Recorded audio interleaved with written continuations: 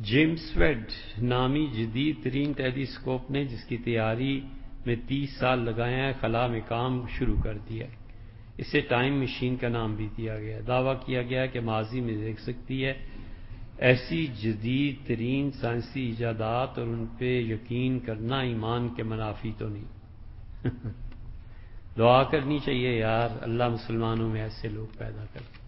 خدا ہمیں توفیق بخشے کہ ہم خلا میں جھانکیں۔ خدا ہمیں توفیق بخشے کہ ہم اپنے بچوں کو اس قابل کریں کہ وہ ان چیزوں میں ترقی کریں۔ ناسا کی کچھ کم خدمات ہیں، ناسا نے جو کام کیے ہیں اور ناسا نے جن جن چیزوں کا پتہ لگایا ہے، ایسے ایسے سیارچے اور سیارے کہ جن کی روشنی ہزاروں سال پہلے چلی اور اب پہنچی۔ بہت ہی بے وقوف اور نالائق ہیں، یہ جان بوجھ کے کہہ رہا ہوں، بے وقوف اور نالائق ہیں جو صبح و شام اٹھتے بیٹھتے ان پہ لعنتیں کرتے۔ پچھلے 300 سال میں تم سے تو کچھ ہوا نہیں۔ مریضوں کو بے ہوش کرنے کی دوائیاں، اس میں بھی انہوں نے ہی کام کیا۔ دانت کو سن کرنے کی تکلیف، یہ بھی انہوں نے ہی ازالہ کیا۔ چاند اور مریخ کی خبریں انہوں نے ہی لا کے دی، اور انہوں نے کیا کیا کچھ کیا ہے انسانیت کی خدمت کے لیے۔ تم نے کیوں نہیں کیا؟ تم صرف لانتے ہی بھیجتے رہے۔ اس لیے بڑی قدر کرنی چاہیے، بہت زیادہ انہیں اپریشیٹ کرنا چاہیے۔ اب ماضی میں جہاں تک تعلق ہے کہ وہ جھانکیں گے، معلوم نہیں اس کا کیا ہوگا۔ کوئی 100-125 سال سے جرمن اس تحقیق میں لگے ہوئے ہیں کہ کسی طرح سے وہ ماضی کی آوازوں کو فضا میں الگ کر سکیں، لیکن ابھی تک ہو نہیں سکے۔ لیکن ان کا دعویٰ یہ ہے، اور جو لوگ بھی کام کر رہے ہیں اپریشیٹ بھی کرنا چاہیے، حوصلہ بھی بندھانا چاہیے، اور خود بھی سوچنا چاہیے۔ اصل میں بہت واضح فرق ہے۔ ہم لوگ کہتے ہیں کہ اسباب کو آخری حد تک اختیار کرو اور نتیجہ اللہ پہ چھوڑو۔ سائنس اور ٹیکنالوجی کی جتنی ایجادات ہیں، محنت کرو، کام کرو۔ جس طرح بخاری شریف پڑھنے اور پڑھانے میں اجر ہے، اور جس طرح قرآن کریم کے پڑھنے اور پڑھانے میں اجر ہے، اگر تم ایک ایسی دوائی ایجاد کر دیتے ہو جس سے انسانیت کو نفع ہوتا ہے تو وہ بھی اتنا ہی اجر ہے جتنا یہ ہے۔ مسجد کے مؤذن کو بھی اللہ اتنا ہی ثواب دیتا ہے جتنا اللہ بخاری شریف پڑھانے والے کو ثواب دیتا ہے۔ کسی کی اہمیت کم نہیں، اور اللہ کی عطا پہ پابندی نہیں۔ محنت کریں، کام کریں۔ ہم دنیا کی کمپٹیشن میں کیوں پیچھے رہے؟ وجہ ہمیں کس نے روکا؟ لیکن مسئلہ یہ ہے کہ پچھلے 300 سال میں ہم نے کام کیا کیا ہے؟ ہم نے اپنے تعلیمی ادارے ہی نہیں بنائے، ہم نے اپنا نصاب ہی نہیں بنایا، ہم نے اپنے بچوں کی صلاحیتوں کے صحیح استعمال کی راہ ہی نہیں آگے کو دیکھی۔ نتیجہ اس کا یہ نکلا کہ سستی، چوری اور خام خواہ مذہب کی آڑ لے کے پیچھے رہنا رہ گیا۔ مذہب کی آڑ میں او جی بس ٹھیک ہے، اسباب اور وسائل کو اختیار نہ کرو، اللہ خود بخود نتیجہ دے دے گا۔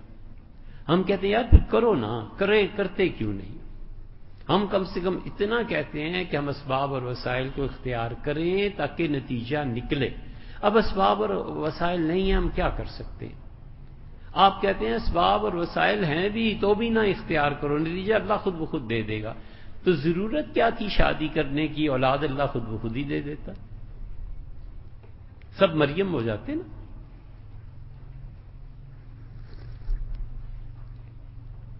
ضرورت کیا ہے آج کھانا پکانے کی؟ مرو، فاقے سے وہ تو نہیں نہ مرنا، اللہ خود ہی کھلا دے گا۔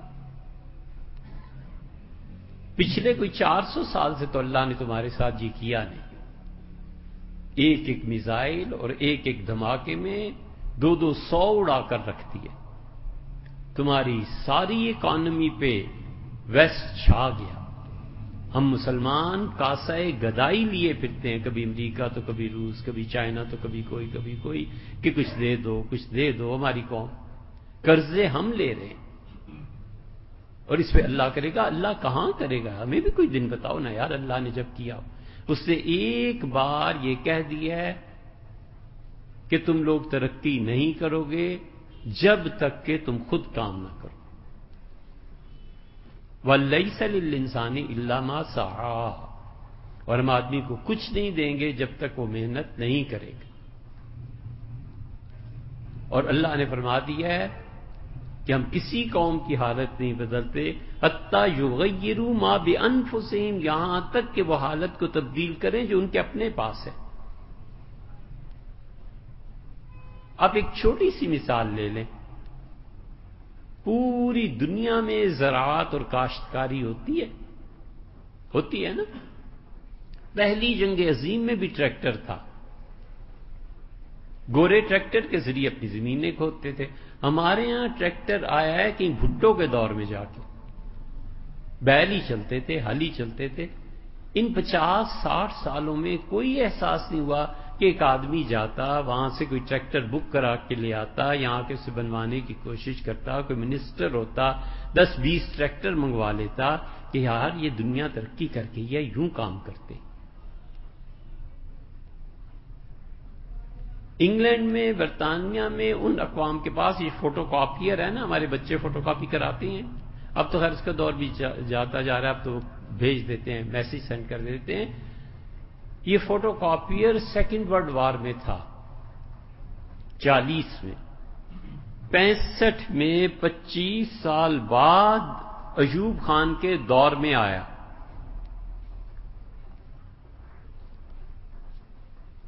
کیبنٹ میں مسئلہ چلا گیا، ایوب خان صاحب نے اسے پٹ اپ کیا کہ یہ مسئلہ ہے بھی، اس طرح مشینیں ہیں اور اس طرح فوٹو کاپی ہوتی ہے۔ کیبنٹ چیخ اٹھی، انہوں نے کہا جی یہ کیا کر رہے ہیں، اس کے تو کل کو نوٹ لوگ فوٹو کاپی کرنے لگ جائیں گے، ملک میں نوٹ جعلی چلنے لگ جائیں گے، خبردار یہ مشین پاکستان آئی۔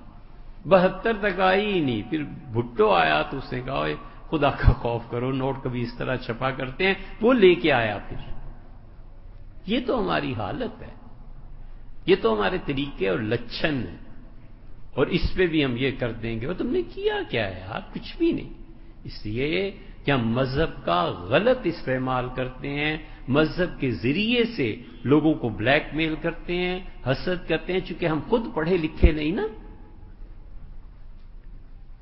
ہم خود تعلیم میں پیچھے ہیں نا، ہم چاہتے ہیں ہم سے کوئی آگے نہ بڑھ جائے، ہم جاہل ہیں، ہم سے بڑے جاہل دوسروں تک ہمارا روب جم سکے۔ گاؤں میں چلے جاؤ، مولوی صاحب کو حضرت قرآن پاک کا ترجمہ پڑھاتے، پورے قرآن پاک کا ترجمہ اسے نہیں آتا، اور وہ نالائق شیخ الاسلام بن کے ممبر پہ بیٹھا ہوا ہے، صرف اس لیے کہ لوگوں کو وہ بلیک میل کرے کہ دین میں جانتا ہوں، تمہیں کیا بتایا، یہ کرو اور یہ کرو۔ اپنی چودراہٹ مذہبی طبقہ قائم کرنے کے لیے بچوں ایسے کرتا ہے، یہ اسی طرح بلیک میلنگ ہوتی ہے۔ اسی طرح نتیجہ اب اس کا یہ نکل رہا ہے کہ ایک باغی طبقہ پیدا ہو رہا ہے اور ہو چکا ہے۔ وہ کہتے ہیں اس اسلام کو رکھو گھر میں، ہم یہ مارچ کریں گے، ہم اس مذہب اور اسلام سے بیزار آئے، ہم اس پہ عمل ہی نہیں کرتے۔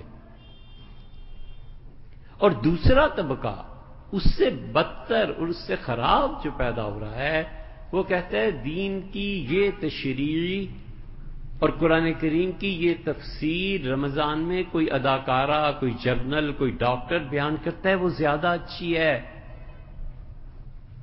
اور مولوی کی نہ سنو۔ اور اس میں بڑے بڑے علماء پھر رگڑے جاتے ہیں، وہ کہتے ہیں کیا ضرورت ہے جی محتقی عثمانی صاحب کو سننے کی، کیا ضرورت ہے طاہر قاضی صاحب فلان کو سننے کی، اس کی بجائے ہم فلان ڈاکٹر صاحب کو سنیں گے، ڈاکٹر صاحب پھر جو دین کی تفسیر کریں۔ اور عمومی طور پہ ڈاکٹر ہیں، جنرل ہیں، بڑے بڑے لوگ ہیں، ریٹائرڈ سیکٹری ہیں، ساری زندگی کسی اور شعبے میں گزاری، بجائے اس کے کہ اب ریٹائرمنٹ لے کے تم اللہ کی عبادت کرو یار، خدا کو یاد کرو، شکر کرو، جس طرح بھی ہو۔ وہ دین میں دخل دیتے ہیں کہ نہیں مجھ سے مسئلے پوچھو اور میں بتاتا ہوں۔ ضلوا فاضلوا، خود بھی گمراہ ہوتے ہیں، لوگوں کو بھی گمراہ کرتے ہیں۔ اب ہم سے جو کوئی پوچھے کہ تم بتاؤ یہ تیسری جنگ عظیم شروع ہو رہی ہے کہ نہیں؟ ہماری خاک خبر ہے، ہماری بلا جانے اس کو، تیسری جنگ عظیم شروع ہو رہی ہے نہیں ہو رہی ہے، ہمیں کیا معلوم ہے؟ ہم اپنے فیلڈ میں محنت کریں۔ مزہ تو جب ہے جب کہیں کہ قرآن کی فلاں آیت کی تفسیر کیا ہے، پھر ہم ہار جائیں تو ہم قصوروار۔ آپ کہیں فلاں جگہ بخاری میں یہ حدیث آئی ہے، بتاؤ، ہم نہ بتا سکیں، ہمارا قصور۔ آپ کہیں شریعت نے اس مسئلے کا کیا حل پیش کیا ہے، کوئی مفتی نہ بتا سکے، مفتی یا پھر کہے گا نا کہ یار پرسوں آنا، کل آنا، یا میں دیکھ، یہ ساری علم کی چیزیں۔ جاہل مذہبی قیادت وہ یہ تعلیم دے گی کہ اسباب اور وسائل سے کچھ نہیں ہوتا، اللہ ہی سے ہوتا ہے، تو اللہ سے پھر کروا لو، 4 صدیوں سے تو جوتے پڑ رہے ہیں، اللہ سے کروا دو نا پھر۔ اس لیے ہوش کے ناخن لو، ہمیں اپنے بچوں کو ٹیکنالوجی پڑھانی چاہیے، ہمیں اپنے بچوں کو یہ جتنے جدید علوم ہیں سکھانے چاہیے۔ 1 کروڑ 2 کروڑ 4 کروڑ جمع کرو کہ میرا پوتا جا کے امریکہ پڑھے گا، اور جو علم بیٹے آپ نے سیکھا ہے اپنے ملک میں آؤ بیٹے، یہاں یونیورسٹیز بنائیں، ہم اپنی نئی نسلوں کو مسلمان بھی رکھیں اور یہ جدید تعلیم بھی دیں۔ یہ کرنے کے کام آج شروع کرے، اور 50 سال بعد بھی اگر یہاں کوئی سطح کی یونیورسٹی بن جاتی ہے، کیا کہنا، 1000 بار مبارکباد کے کام۔